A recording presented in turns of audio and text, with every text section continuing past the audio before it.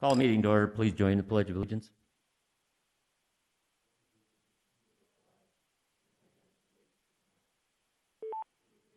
Ollie has joined.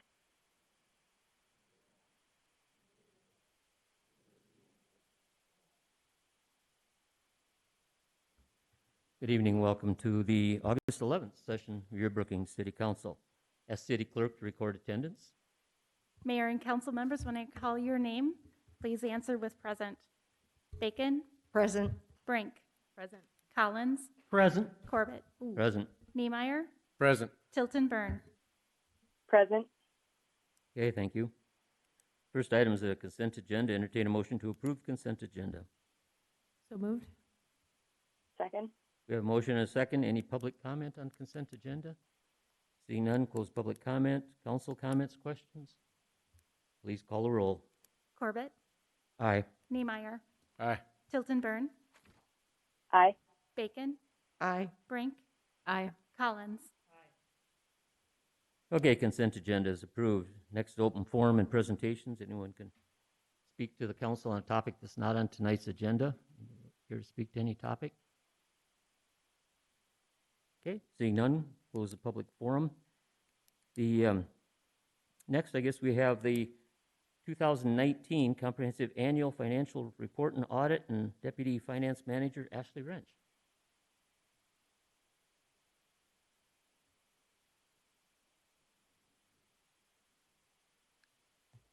All right. Good evening, everyone.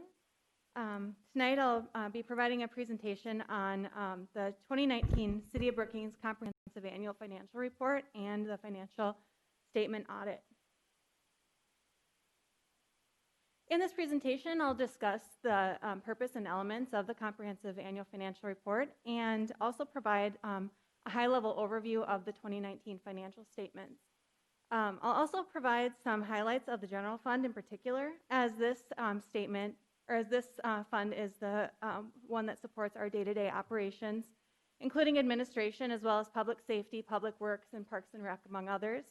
And I'll also go over the 2019 financial statement audit and results and let you know where you can access this report if you'd like to take a closer look. The Comprehensive Annual Financial Report, or CAFR, is a set of governmental financial statements that are prepared in accordance with the standards set forth by the Governmental Accounting Standards Board. And they include both government-wide financial statements, which focus on the overall organization, as well as fund financial statements, which break the information down into smaller groups of related accounts. It's an annual snapshot of the city's financial position at the same time each year, and these statements focus on the City of Brookings, Brookings Municipal Utilities, and the Brookings Health System combined. These statements are used internally for decision-making purposes and budgeting, and the South Dakota Department of Legislative Audit also uses these statements and compiles them into a database for use by legislators and other municipalities for decision-making and comparability purposes as well. And financial institutions, grantors, and credit rating agencies also use this information to determine credit risk. A current example of this would be the risk assessment that was required to access our state allocation of COVID recovery funds. The assessment required the city to disclose information regarding our most recent audited financial statements, and the results of the risk assessment determine how quickly we'll be reimbursed for those expenses. The CAFR contains 4 main sections. The introductory section includes a letter from city leadership as well as a listing of the city officials and the organizational chart. The financial section is the largest component, and that contains the financial statements, the notes to the financial statements, and the required supplementary information. And then the statistical section contains historical financial data for about the past 10 years, as well as additional information on property and sales taxes. And the final section is the audit report, which contains the audit findings and results. The city reported 26 governmental funds in 2019, and that includes our general fund as well as our special revenue, debt service, and capital projects funds. We have 12 proprietary funds, And that includes our municipal utilities and the health system, as well as the liquor store and landfill. And also included in proprietary funds is our medical self-insurance internal service fund. The city also has 2 fiduciary funds that are held for entities outside the city government. And this includes a fund for flex benefits for employees and then an account for the Rural Fire Association. The first statement I'll discuss is a statement of net position. This statement is similar to the balance sheet of a private entity, and it reports all of the financial and capital resources for the city. You can think of net position as the city's net worth, and the city's total ending net position of $389 million reflects an increase of about $24 million over the calendar year. It's important to understand that not only does this $389 million represent the combined net position of the city, BMU, and the hospital, but a large portion of it also represents non-liquid assets, such as capital assets and restricted funds and investments. As you can see in the pie chart, about 58%, or $224 million, of our net position represents investments in capital assets. About 2%, or $9 million, is restricted, which means that those funds have external restrictions placed on them for how they can be used. And then the remaining 40%, or $156 million, is considered unrestricted. These unrestricted funds can be used by the city to meet obligations to residents and creditors, and they may be subject to internal designations and limitations as well. The graph on this slide shows the city's net position in over the past 10 years, and this information can be found in the statistical section of the report. The blue bars represent the governmental activities, and the yellow bars represent business type activities, or essentially the governmental funds versus the proprietary funds. Governmental activities net position has increased approximately 64% over the past 10 years, from $68 million to $110 million, and business type activities net position has increased almost 99% over that same period, from about $140 million to $278 million. Overall net position is up $182 million, or 88%, over the past 10 years. Considering that our net position has increased by an average of almost 10% per year over the past 10 years, this means the city has consistently made efforts to improve and increase the value of our infrastructure and equipment, and this translates to an increased quality of services offered to our residents. The consistent increase also indicates that we have fiscal responsibility across the organization.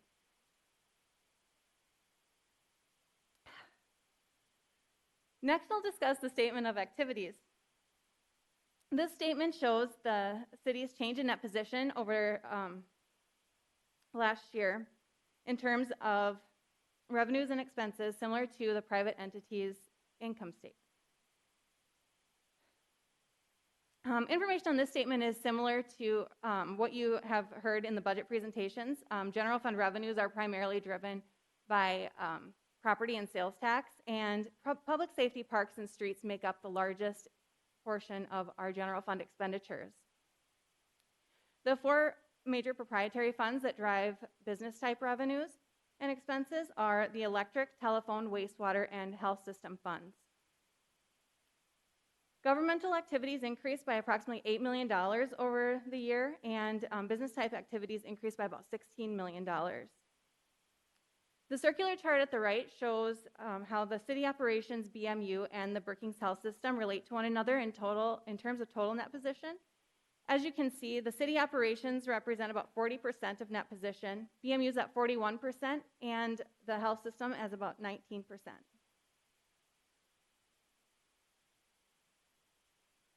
Excluding BMU and the health system, the general fund makes up about 20% of our total net position for city operations only, and this is the predominant fund that finances our city's basic operations.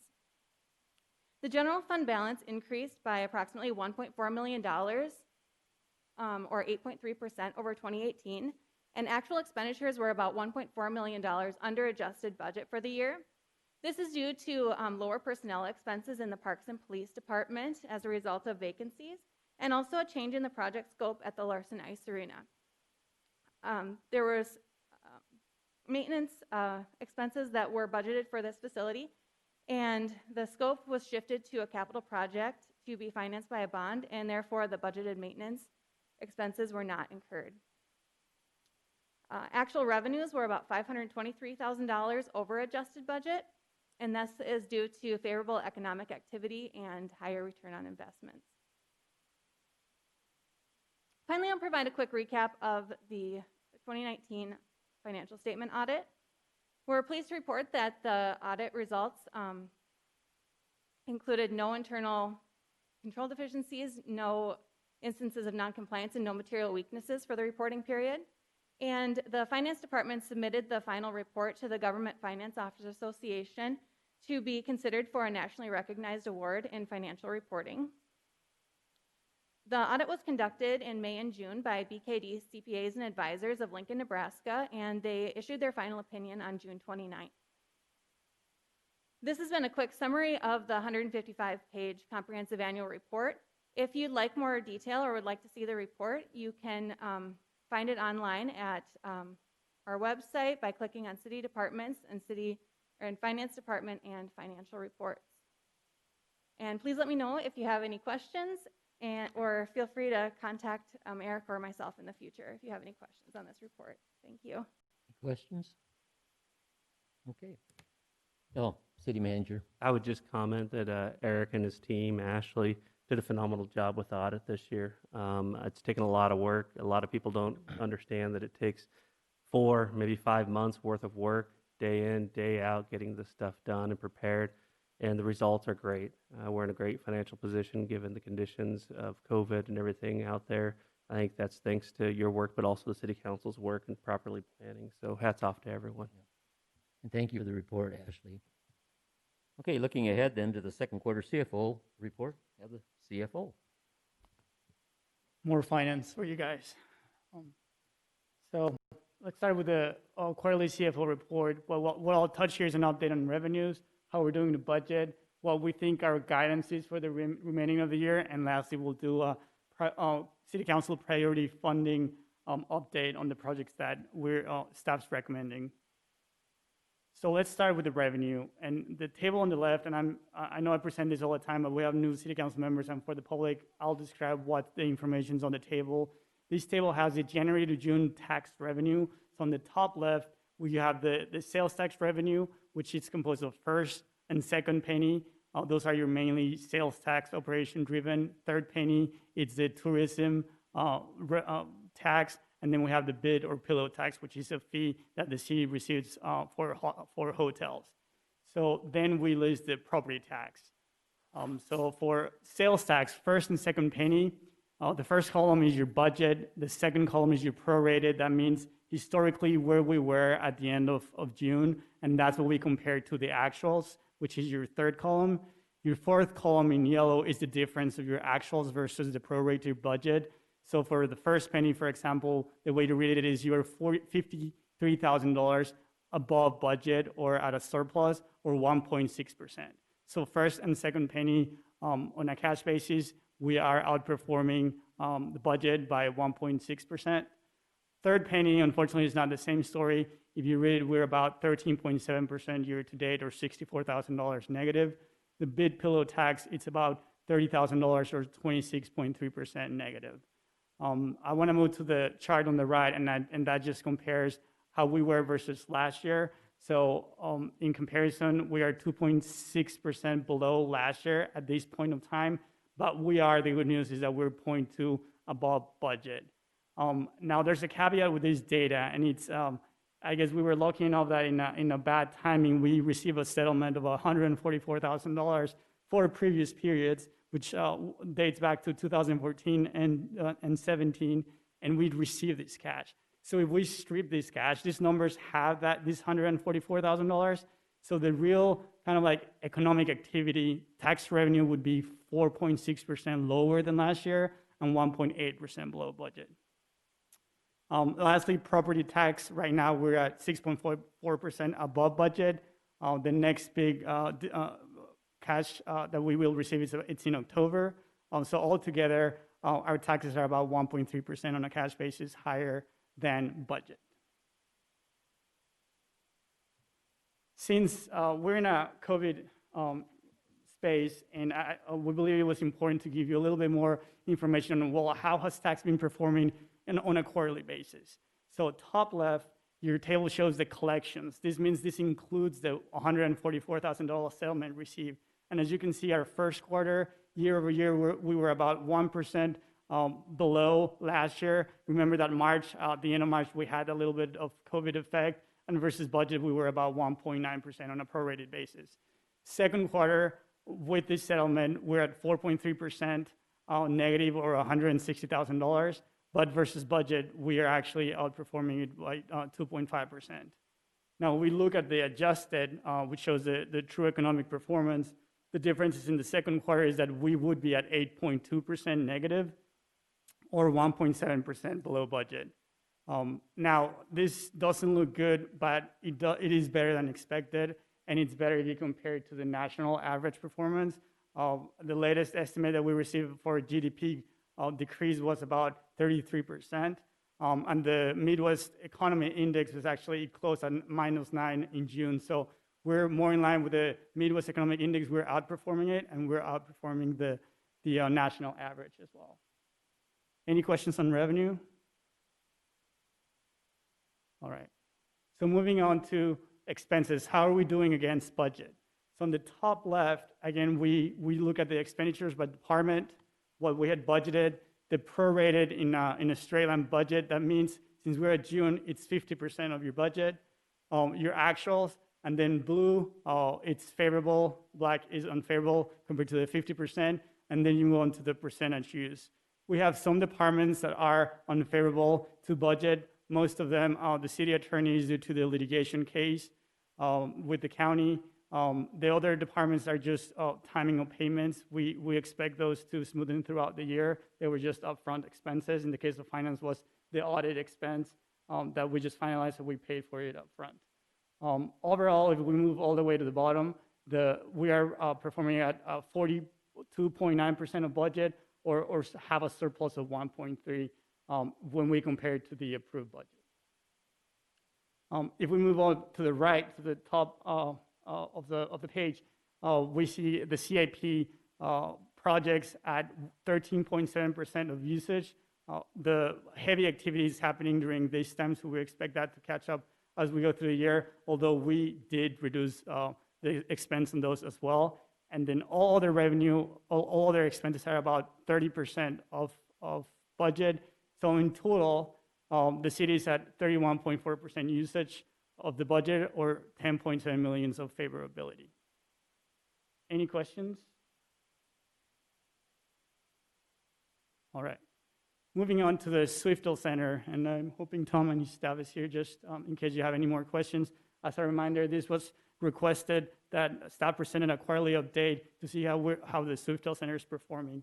The top left is the P&L year to date as well. And the important here is, well, how are we doing financially? So the year-to-date actual, you see at a net income loss of $202,000 compared to a budget that was estimated to be at $179,000 at a deficit originally. So this means that they are running currently at $23,000 at a deficit versus the budget.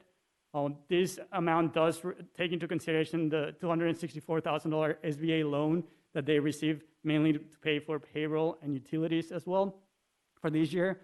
But it's also important to highlight that they were not able to have any events during the second quarter. And so instead, they've been trying to help out doing different activities for the community. And they're, for example, they're delivering over 4,000 meals in the ICAP program for their 60 to plus dining program. And as the things are reopening, they've been slightly booking more events. So hopefully the third quarter will bring some revenue in for the center. They're also working on showing or estimating how they're going to end at the end of the year. We're hoping to have that information this month, so we will be sharing with you where we think we're going to end financially for the Swiftel Center this year. Any questions on Swiftel? Sure.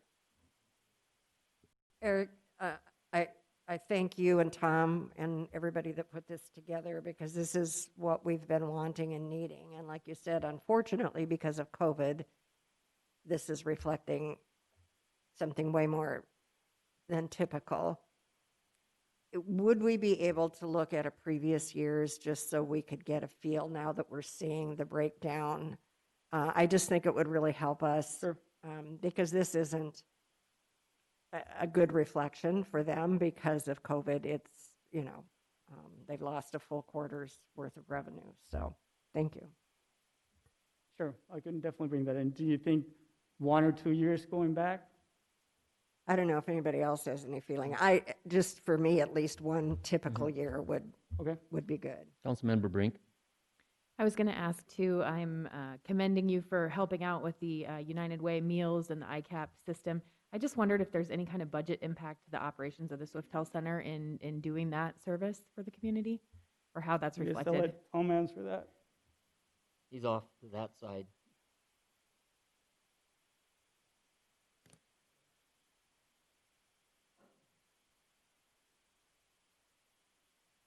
Good evening. I think I heard your question, Leah. Was there any revenue impact from the ICAP meals? Or just how is that service that you're providing being reflected in your budget, if at all? Yeah, it is, but it was pretty minimal. But yes, there was income, and it kept our kitchen active, for 2 of those 3 months. So it was kind of a lifeline and a great thing for us to be able to help out. Okay, so revenue received for the meals being provided, and then you paid staff to create the meals and deliver. Okay, Correct. Yep. thanks. Any other, Councilman Collin? Yeah, so is there any way to tell their last event that they had? I think we talked about this before, Paul, but is there any way to tell how that impacted our community with like the hotels and things like that during the... And that is a $100 million question, and I think that given COVID, if there's one good thing that we can get out of it is that it kind of isolates the Swiftel Center having events, and then we can start measuring the impact if we see that in 3B and bid taxes. So we actually had a meeting today, and we're going to work this month and next month to look at that, and hopefully engaging also the Chamber and the Visitors Bureau to come up with a method to estimate that. And just to add to that, so council and the public know that a lot of those revenue sources are a month and sometimes 2 months lagging. It just depends on the revenue source. So we're going to have to take that into consideration. So probably looking later this fall before we can have some answers for you. But Eric's exactly right. The one benefit to COVID is that we can isolate different revenues. One other thing that we have done, we've surveyed the participants of the Simmental and the Charlet shows, and we've gotten great return on the surveys. And so we're compiling that information now. And along with what Eric mentioned, the Visit Brookings, their formulas that they use, and we're also surveying and requesting testimonial letters from businesses in the community that were impacted. So there's 5 or 6 things that we're going to try to pull together, and then we want to give a report to you on those events that occurred in July, but that's the third quarter. Hopefully in 3 months from now, we'll be giving that to you. Councilman Collin. From when I went out there in the tour that day and the event was going on, I thought you did a wonderful job organizing that and getting everything together. I know a lot of people just walking by us would stop and tell you how great of a job you were doing, so I really appreciate that. So. Yeah, and I didn't pay any of those people, but it was crazy when we were on that tour how many people would unsolicited come up and thank me because they saw me welcome them or something to the event, and it went wonderfully. They were very, very big events for us to pull off, but our community, our staff, and the facilities of not only the Swiftel Center but the Larson Ice Center All we received for all three of those groups were positive comments, and I got another one today. And I got one from a business today that their business, they were expecting to be down 20% in the month of July, one of our restaurants. And in fact, they were up 30%, so that was a 50% swing, just because they were projecting to be down because of all the other activities that weren't happening. So we were kind of in a bubble, those three events, so we hope we capture enough information to really show the impact of the events that are occurring out there. So we're hoping we'll be able to bring that back to you here in a couple months. Thank you, Tom. Questions? All right. Well, moving on to our general guidance for the remaining of the year. So as a reminder, last quarter I presented, well, it was actually a video, I didn't come here and present, but we developed, city leadership developed a 10-step plan where we would manage our budget, reduce our expenses to be able to keep key services for our citizens. So this plan included about $125,000 reduction of cost in the general fund, $1.4 million reduction in our CIP projects that were non-critical. The Swiftel Center budget was reduced by $1.17 million in operating expense, as well as our agency partners for economic development. Their budgets were reduced by $202,000, which represents around 15.3%.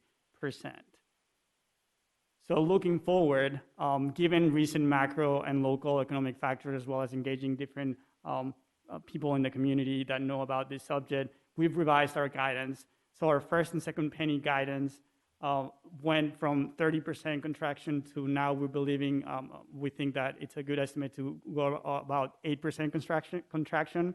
Our 3B, it still reflected some weaknesses. We had forecasted around 50 to 60 contraction. We've reduced it to 40% contraction. And our bid and hotel, we had estimated 70% contraction, and now we're down to 60% contraction so far.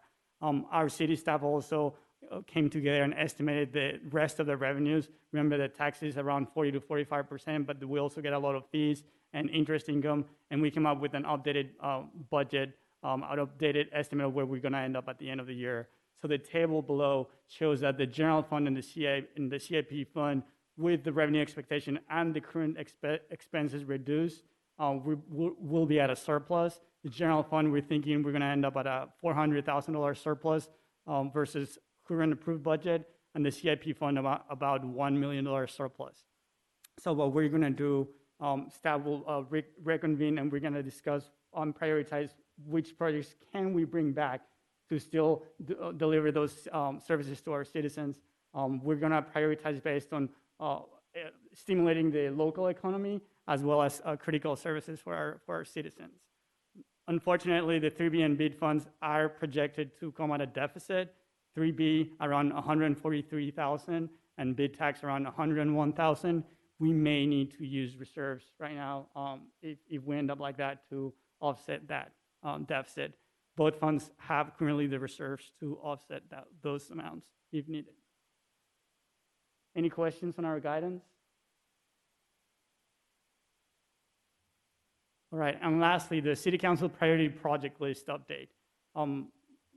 Now that Ashley communicated that audit is closed, we believe that we have a good number to estimate our unassigned liquid assets to fund the projects.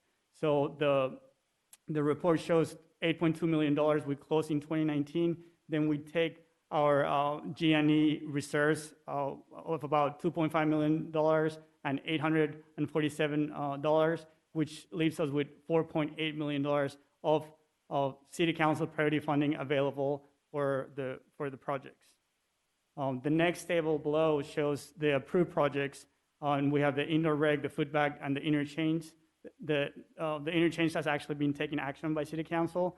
So if we subtract that from our available balance, we end up at $2.8 million of availability for the remaining of the projects. Now we're switching to the right.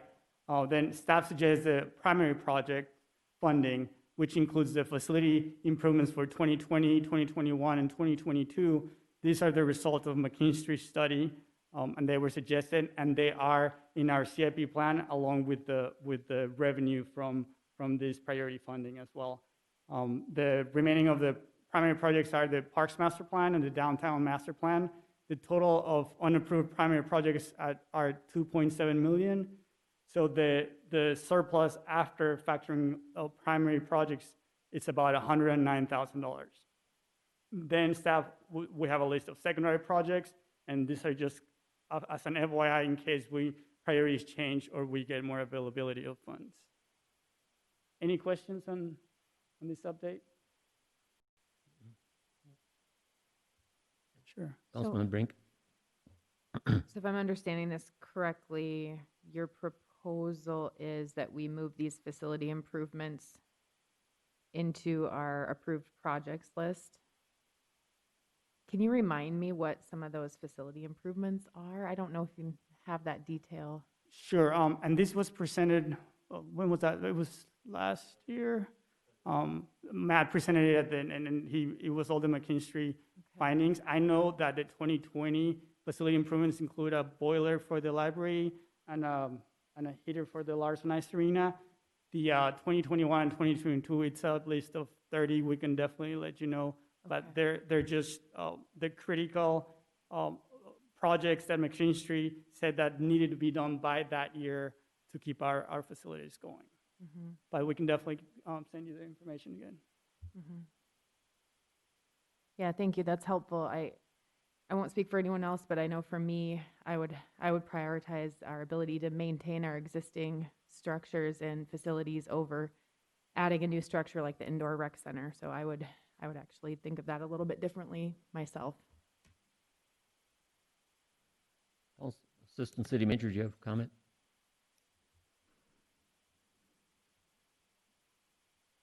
I was prepared for that question during the budget workshop, so I'm excited to provide some insight.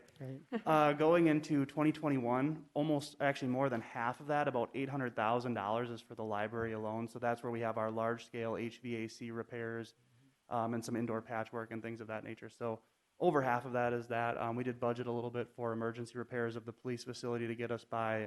Larson Park parking lot was in that as well, and some smaller projects. But the vast majority of it is the library.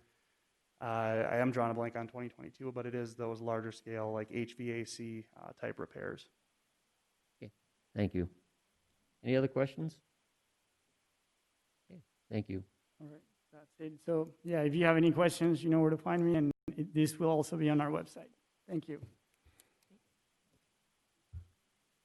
Okay, there are no contracts and change orders, no first readings tonight, so we'll go right into public hearings and second readings. Turn it over to the city clerk. Mayor, council members, and members of the audience, we've got in front of you a transfer for an on-off malt license, which comes with video lottery for Carpy's Pub. This application has been submitted with all appropriate documentation. This is transferring the ownership from Verla Carpenter to George Fainrich. This license would be effective following state approval, then subject to the annual renewal process of the city. Staff recommends approval. Okay, thank you. This time at open public hearing, the applicant here care to speak to it or stand by for questions or? Okay, anybody else in the public care to speak to this? Okay, close the public hearing. Entertain a motion to approve. So moved. Second. We have a motion and a second. Council comments or questions? Please call the roll. Niemeyer, Aye. Tilton Burn, Aye. Bacon, Aye. Brink, Aye. Collins, Corbett. Aye. All right, liquor and malt, or the video lottery is recommended approval. Next, turn it over to Community Development Director Mike Struck. Speak to Ordinance 20-12. Thank you, Mayor and members of the council and audience in attendance. Ordinance 20-012 is an ordinance rezoning 3 residential properties from a R2 two-family district to a business B3 heavy district. This is located over on 2nd Street South. These properties are surrounded by an industrial zoning to the west and to the south, and the railroad tracks to the north. The rezoning is consistent with our comprehensive plan as far as identifying it as a urban intensity type use, and the Planning Commission did recommend approval on a unanimous vote, and I would stand available for any questions. Okay, thank you. I'll open public hearing. Is the applicant here or care to speak to it? Stand by for questions. Okay, anyone else care to speak to this topic? Seeing none, close the public hearing. Entertain a motion to approve. So moved. Second. We have a motion and a second. Council comments or questions? Okay, please call the roll. Tilton Burn, Aye. Bacon, Aye. Brink, Aye. Collins, Corbett, Aye. Niemeyer. Aye. Ordinance 20-12 is approved. And continuing on. Yes, ordinance 20-013 is an ordinance for conditional use to establish a concrete plant operation out in the Telcamp Industrial Park. It's located just south of Prince Drive along 32nd Avenue. I believe in the ordinance there are 2 conditions attached or recommended by the Planning Commission on this, and that is the tree plantings along 32nd Avenue. They are required to provide a certain number of trees, but they had also recommended additional trees along 32nd Avenue to help with some of the screening, and also that no stockpiling of materials would be allowed along 32nd Avenue, and that they should be pushed towards the interior of the property. The Planning Commission did recommend this on a unanimous vote, and I would stand for any questions you may have. Okay, thank you. Okay, open the public hearing at this time. Is the applicant here? Care to speak to it? Sir, would you come up and identify yourself, please? And I guess I don't have anything to say. I was just representing the concrete company. I'm Okay. sorry if I misheard you there. but you're just going to stand by for those Yeah, tough questions, if anyone right? has questions, I can. Okay. Yep. All right, anybody else care to speak to this? All right, we'll close the public hearing. At this time, then, motion to approve. So moved. Second. We have a motion and a second. Okay, council comments or questions? They're letting you off easy. Yeah. All right, Bonnie, please call the roll. Bacon, Aye. Brink, Aye. Collins, Corbett, Aye. Niemeyer, Aye. Tilton Burn. Aye. All right, ordinance 20-13 is approved. Thanks for coming, sir. Ordinance 20-14 is an ordinance to our zoning regulations, amending it for our buffer yard ordinance. This is something that we discussed a little bit at our last meeting, but a couple of the highlights of this ordinance is to try and allow property owners to maximize the available land that they have for their individual properties, but also so that as a community, we're maximizing the land available and utilizing our resources as efficiently as possible. One of the goals is to try and achieve an improved overall design. As I mentioned previously, a lot of what we're currently getting is just a distance buffer with really no aesthetic value to it. It's just simply planting grass. And so we feel that we can improve the overall design of sites by providing property owners, business owners some flexibility and allow them to more efficiently utilize the land that they have available. We're also hoping to achieve a more sustainable development and design. I believe one of the questions last time is in regards to drainage and trees and things. And so I did try and look up some information on that. Found some resources through the U.S. Forest Service, of which trees can absorb, or as much as 50% of the tree consists of water. And so they gave a stat, not that we have a lot of 100-foot trees around here, but a healthy 100-foot tall tree has approximately 200,000 leaves on it, of which can absorb about 11,000 gallons of water during a single growing season. So that gives you an idea of the impact that trees can have in a development. And like we mentioned previously, it allows some flexibility. They can continue to develop with the status quo and have a large buffer area if they have the space, but we're also providing them the flexibility that if they choose to enhance their landscaping standards and requirements, they can maybe locate the parking lot or the building closer to that residential district property line. So I would stand available for any questions you may have. Okay, thank you. Open public hearing. Anyone care to speak to the buffer yards? Seeing none, I'll close public. Ma'am, did you want to speak to the buffer yards? Would you please identify yourself? Sutton, and I guess my question is this, does this refer also to like retention ponds? Or this is just other zones, not necessarily buffer zones that are now being used as retention ponds?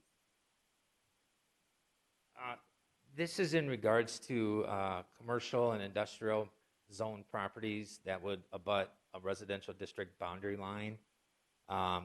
Whether that includes a detention pond or not, I'm trying to think. We allow detention ponds to be located within our setbacks. This wouldn't really necessarily impact that. They can be located in a pond can be located in a setback distance right now. This is more looking at buildings and parking lot type structures. Anybody else in public care to speak to it? Close the public comment, entertain a motion to approve. So moved. Second. Okay, motion and a second. Councilmember Bacon, looked like you had a question. I just want to reinforce, I think I made the comment last time, but I appreciate the work that everybody who worked on this has done, and that the aesthetic piece has taken such a priority. I wish we could make a retroactive to all of them we already have, but at least if we do this going forward, hopefully it'll set a good example. So thank you. Any other comments, council? Councilmember Tilton Burn, do you have any questions or comments? No, I would just say I appreciate the additional research that was done on my questions from last time regarding the drainage issues. I certainly hope that some of the folks that are going to be planting trees in these buffer zones plant ones that will grow up to 100 feet, because I think that would create a wonderful tree canopy and obviously help with some of the water issues.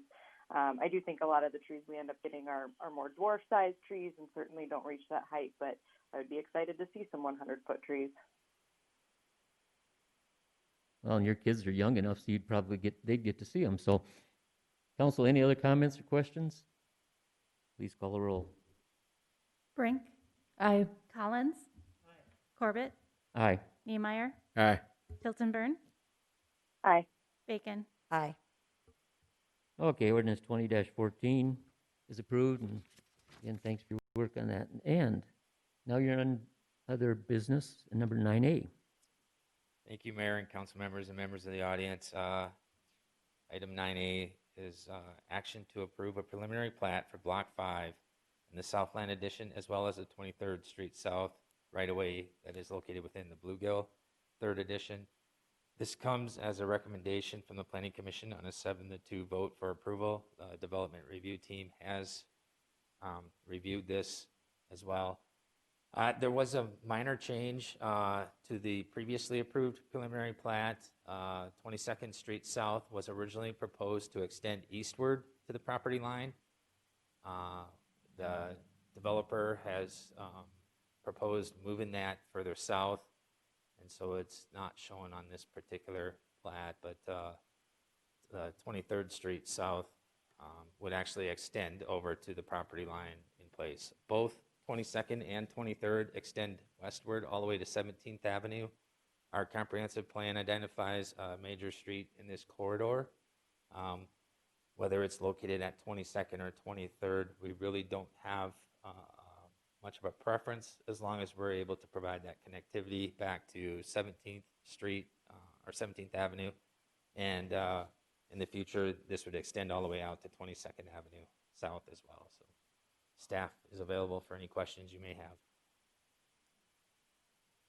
Okay, this time entertain a motion to approve. So moved. Okay, I'll second that. Okay, then moving on. Any public comment on this preliminary plat?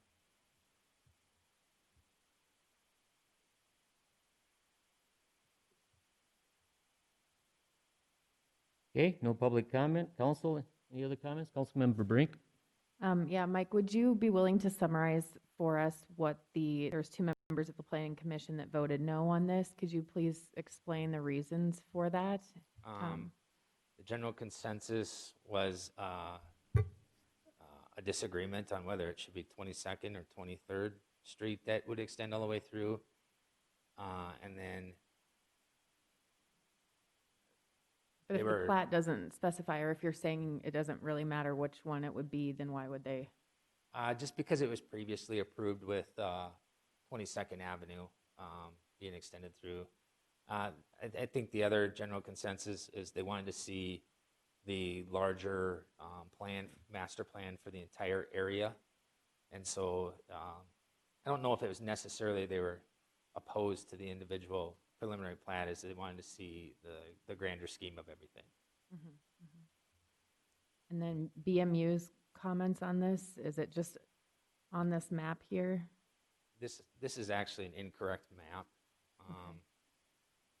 So this is actually more for the final plat, not the preliminary plat. And some things have changed a little bit with easements, but it's pretty typical with BMU. We do an easement review where we send it over to utilities, as well as engineering does a drainage review. And so we work on those items through the preliminary plat. It was identified that along the east property line, there'd be the need for a 20-foot drainage easement. And then during that course and time, BMU has also revised theirs. But it's pretty standard for them to put a minimum of a 7-foot utility easement around lots, just so that they can protect their utility infrastructure, primarily on the electric side of things. Council, any other questions? Please call the roll. Collins. Corbett. Aye. Niemeyer. Aye. Tilton Burn. Aye. Bacon. Aye. Brink. Aye. Thanks, Mike. I think we run out of topics for you. All right, next call on the Assistant City Manager, Jake Meschke. We're going to talk about Resolution 20-64. Good evening, everyone. The proposed resolution would update the consolidated fee schedule that was presented as part of the July 28th budget workshop. A comprehensive fee schedule update is brought to council as part of the annual budget process. Staff is bringing forward the full consolidated fee schedule for adoption ahead of schedule due to the more time-sensitive nature of adopting the updated court costs per state law. Notable updates to the consolidated fee schedule include restructure of airport fees, increase in building permit fees, removal of yard waste bag fee due to going to a cart system, increase of court cost fees per state law, and increase in parking fines. Staff does recommend approval of the consolidated fee schedule as presented, and I, as well as other staff members, are available for questions. Okay, thank you. This time, entertain a motion to approve Resolution 20-64. So moved. Second. Motion and a second. Any public comment on this resolution? Seeing none, close public comment. Council comments? Councilmember Brink? Jake, have to give you more questions. I didn't ask about it during the budget sessions, but the fees that are being raised for the dwellings, the single-family dwellings, duplexes, townhomes, those look like substantial increases. Is there any particular justification for that, or how do we understand that level of increase? There is, and I will defer to our city engineer, Jackie Lanning, for that.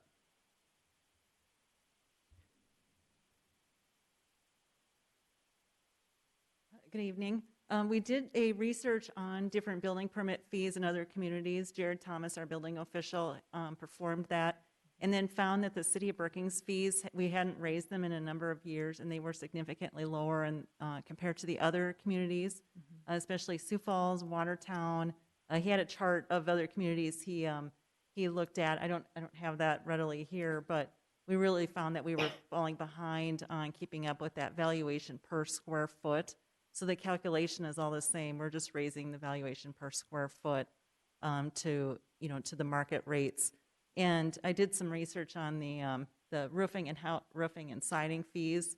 Those hadn't been raised since they were established, I believe in 2006, if I recall. And the driveway fee has never been raised. So we just raised those from $25 to $30, just in an overall revenue generation goal. And just a technical question on how those fees are applied, then I noticed that they're broken down per square foot, but if you applied that level of fee per each square foot, is that really how it is, or is there a formula that? On a new residential home, we calculate the fee, or we calculate the valuation of the home based on the square foot of the finished floor space and the garage space and so forth. So that way, we don't have one homeowner or applicant who says, my house only costs, $100,000 to build, and then the next person's $200,000 to build. It's more of a streamlined, we calculate the value of that home, and then the permit is calculated based on that. If that makes sense. Just for equitable valuation of that home value. Thank you. Any other questions, council? Okay. This time then, call the roll. Corbett, Aye. Niemeyer, Aye. Tilton Burn, Aye. Bacon, Aye. Brink, Aye. Collins. Okay, resolution 20-64 is approved. Thanks, Jake. Next, resolution 20-65, turn over to the city manager. Thank you, Mayor, City Council members. Han Development proposes the development of a site east of 22nd Avenue and south of 20th Street. This property is directly west of Hillside Mobile Home Park, and a preliminary plat was presented tonight. The development will consist of 40 rental townhomes. All rentals will be income-based, and attached to the packet are the proposed rates as determined by HUD. They will submit an application for housing tax credits, and the process is very competitive. Han Development is requesting the city resolution of support and a waiver of building permit fees to accompany their application. The fee estimated, the fees estimated would be about $15,000. Generally, only 3 applications are approved a year outside of Sioux Falls for housing tax credits, and Han Development constructed Prairie Townhomes almost 6 years ago with these tax credits. Prior to this development, Brookings received tax credits which were approved projects for only 3 other sites since 1990. The project request is in line with the Brookings Affordable Housing Task Force desired outcomes, and additionally, the request is consistent with the task force initiatives for affordable rental housing, such as the number 5, the waiver for fees for affordable housing, and I will note that there is already a precedent set for waiving these fees for Habitat and ICAP homes by resolution. Number 6 asks that we leverage state and federal programming, and Han will utilize housing tax credits. The developer also is contemplating the reduction of parking standards, which would of course have to go through the Planning Commission. The project also meets City Council's strategic goal of affordable owner and renter, the more renter-occupied housing, and it's because of these goals the project meets the strategic goals of City Council that staff recommends approval of the letter of support and waiving the fees. Okay, thank you. Entertain a motion to approve. So moved. We have a motion and a second. Okay, this time any public comment on resolution 20-65?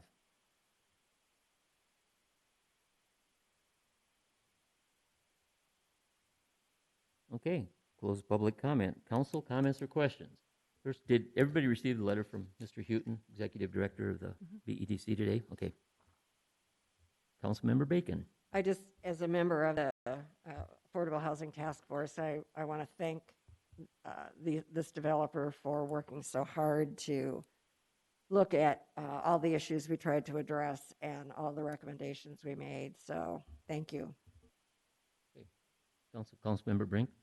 Just a comment more than anything. I was just reviewing the recommendations from the Affordable Housing Task Force, and have we ever, as a council, determined what our levels of priorities are for those recommendations, or is that still pending? I mean, the different items in there that we could do. I guess that was done before I got here. I know that the eventual task force presented the report. I know that it was part of the city council prior strategic plan, and that's, I think, where the request to improve or to provide affordable workforce rental and owner-occupied housing came from. And Patty, maybe you can comment a little bit further on that. Yeah, and also at one of our retreats right after this happened, we did review it as a council and agree on, I don't think we took formal action, but we did discuss it and came to consensus on those items. Okay. But we could certainly bring it up again. Yeah, I mean, I would have no knowledge of that or have any understanding of what things specifically out of that list of recommendations we would be prioritizing over other things. So I think it would be helpful to review that at some point. Any other questions? Councilman Collins? Not so much a question, but a comment too. I was out there today, and I think it's the perfect spot. It fits very well with our program, our housing program, and I think it's something that we need. Just a comment. Councilmember Tilton Burn, just so we don't forget you there. Any questions, comments? I would just like to say I appreciate the innovativeness of this project to address some of the affordable housing issues that we have been discussing for several years now. It's nice to see a little bit of action on some of those affordable housing initiatives, and so I just commend the creativeness of this. Okay, thank you. Okay, please call the roll. Collins. Corbett. Aye. Niemeyer. Aye. Tilton Burn. Aye. Bacon. Aye. Brink. Aye. Okay, resolution 20-65 is approved. Next, turned over to city manager again for a COVID-19 update. Thank you, Mayor, City Council members. The following information was taken from the South Dakota Department of Health and professionals from SDSU, the hospital, and local clinics. Brookings currently has 140 positive cases. Since this last report, approximately 14 days ago, Brookings saw an increase of 29 new positive cases. Additionally, the county saw its first COVID-related death. There are 22 active cases and 117 cases that have recovered. Approximately 2,713 tests have occurred. The 7-day rolling percentage of positive is now 11.2%.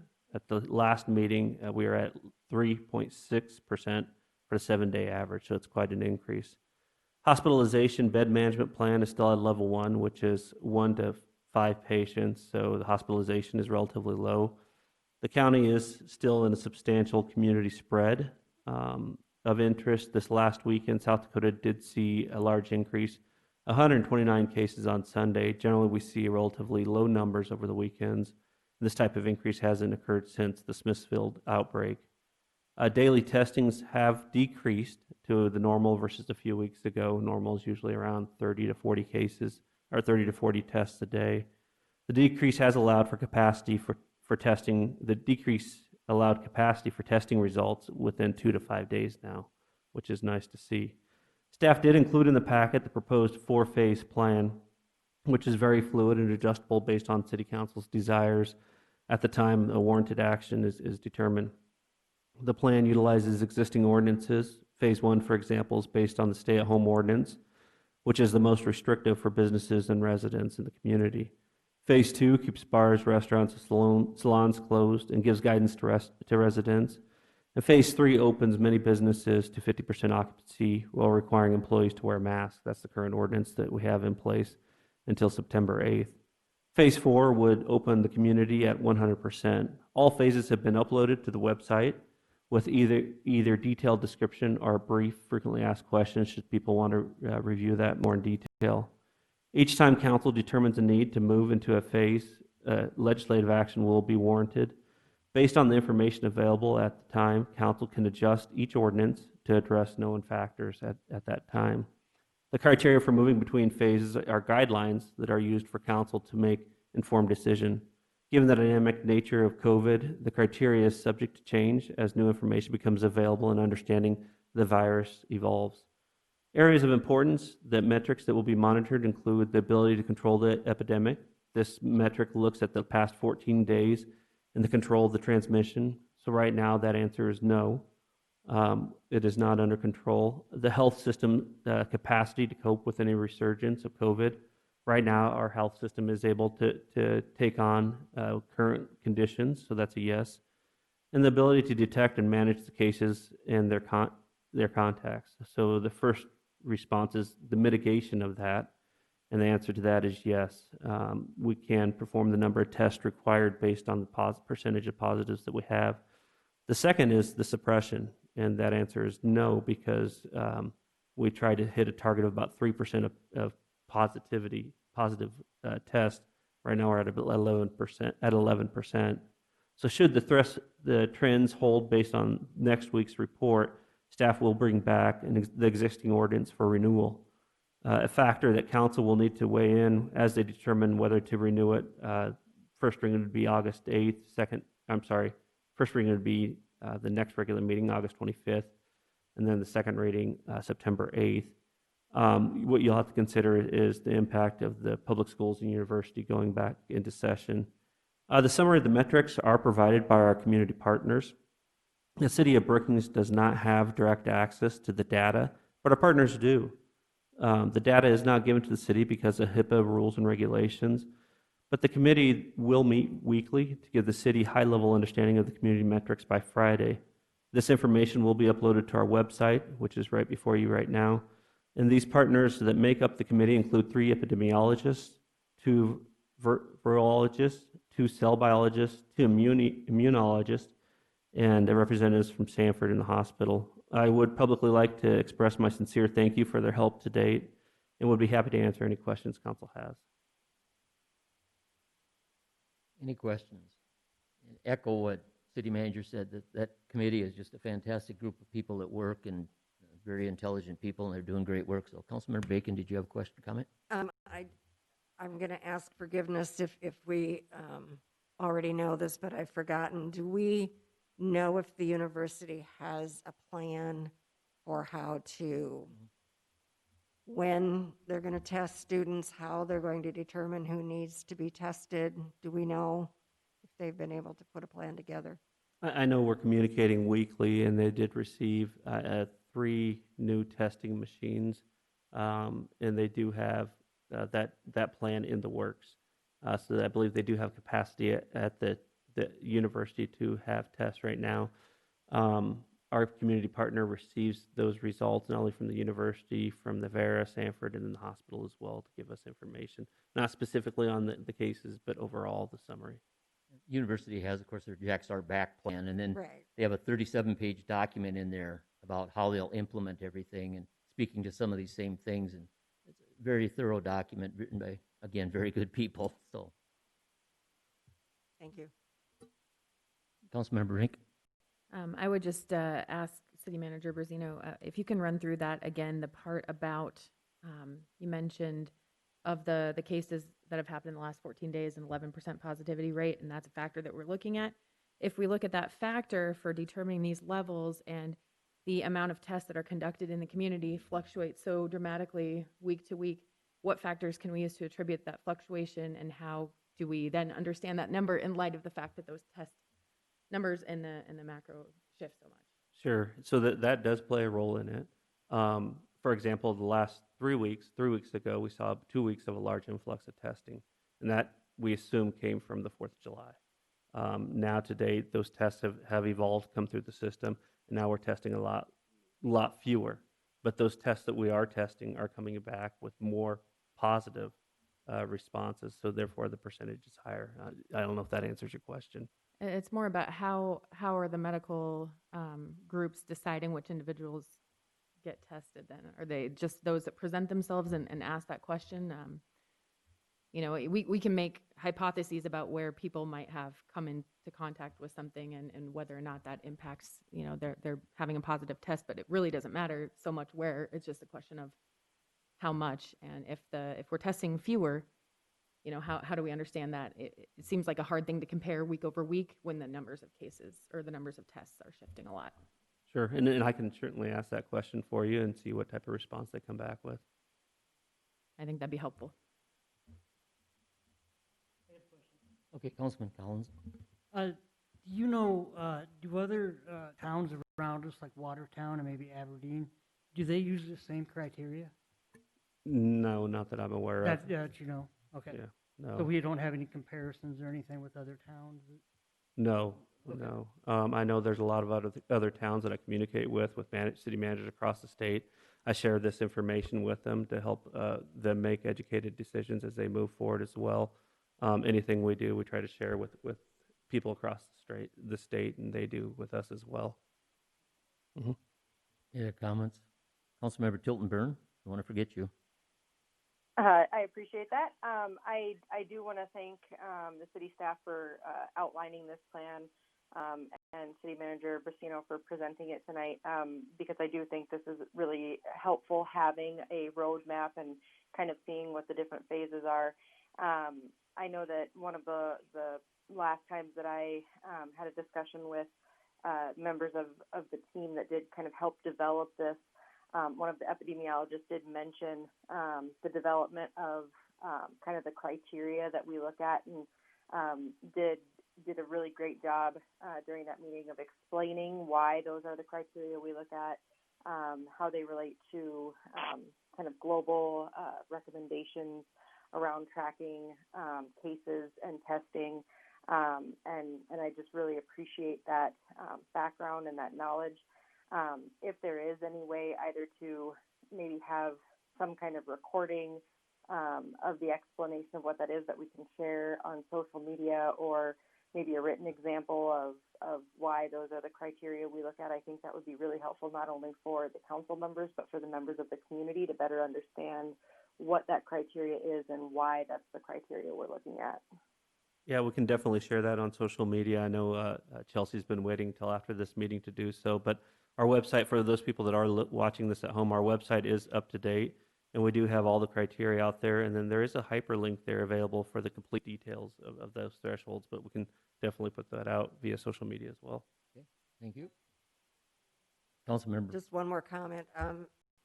I just wanted to commend you also, everyone that was involved in this. I had several community members reach out to me to say thank you for all the work that you have done in putting this together. I think it's a wonderful document. So thank you. Okay, and I'll say thank you. All right, heading next, the topics for future discussion.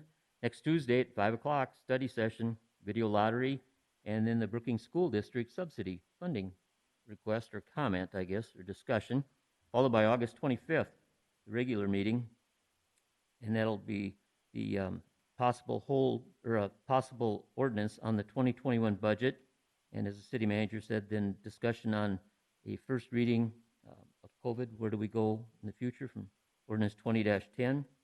And then there'll be several malt and video lottery license on that agenda on the 25th of August. Anything you want to, Councilmember? Did you say the study session is at 5 or at 5:30? The study session's at 5 o'clock, I'm sorry. It is at 5? Yeah. Okay.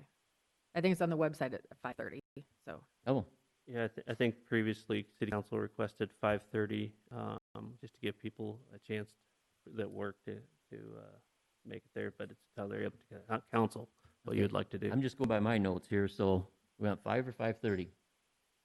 Well, I think I agree that we had asked for those who are still working to give them time to get to do it at 5:30 would be 5:30. lovely. Next week will be 5:30. How's that? I'm good with that. Thank you. Anything else? Mr. Mayor? Yes.